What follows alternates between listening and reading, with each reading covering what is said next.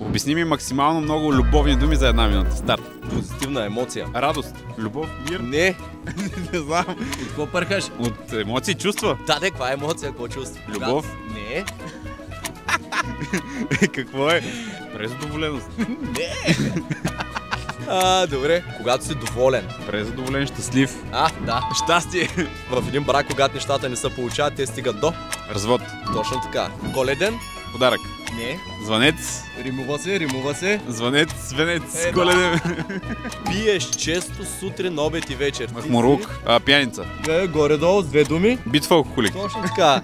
Ако имаш взаимоотношения с някого, който не ти влияе добре, но въпреки това оставате заедно, вие имате, Токсична връзка. какво искаш да правиш за някого, когото много уважаваш и би искал неговото благополучие? Давай, изреждай.